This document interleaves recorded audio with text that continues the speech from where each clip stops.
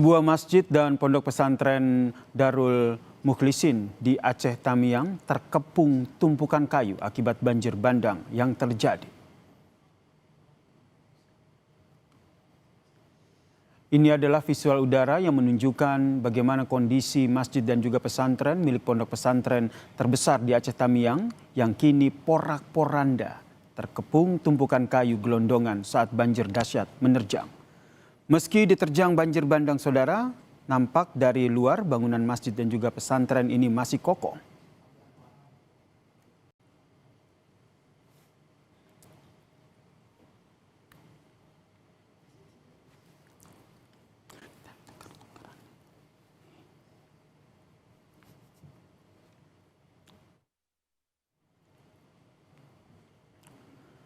Kepala Sekolah Pondok Pesantren Darul Mukhlisin bercerita bagaimana banjir bandang kali ini lebih besar daripada tsunami Aceh pada tahun 2004 lalu.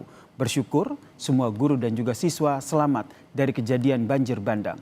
Berikut ini saudara liputan dari jurnalis Kompas TV Dipo Nurbagia dan juru kamera Heri Ardi dari Aceh Tamiang. Saya berada di pesantren Darul Mukhlisin, pesantren terbesar di Kabupaten Aceh Tamiang yang kini nasibnya tersapu oleh kayu akibat banjir bandang. Saya tunjukkan. Ini masjid dari pesantren Darul Mukhlisin. Tentu visual yang Anda lihat begitu menjadi gambaran yang sangat memilukan bagaimana kayu-kayu yang terbawa oleh banjir bandang menyapu pesantren ini mungkin hampir seluruhnya dan seperti terhenti persis di depan masjid Darul Mukhlisin. Ada emosi yang terasa karena biasanya di sini kan tempat anak-anak ya Pak ya? Iya. Anak-anak tidak hanya belajar tapi juga bermain. Kita tahu juga ini tempat ibadah tapi harus betul-betul tersapu oleh banjir bandang. Di tanggal 26, 27 bulan 11 kemarin itu hujan 4 hari berturut-turut. Ya. Jadi air naik dan ini memang banjir terbesar. Banjir terbesar. Kalau 2026 kemarin cuman Putri itu aja. 2006 ya Pak ya? 2026 Jalan Putri itu kena. Tapi tahun ini ya tingkat 2 pun kena. Sampai mana Pak? Itu masih ada bekas-bekas lumpurnya itu di atas. Itu bekas lumpur, banjirnya sampai setinggi itu? Iya.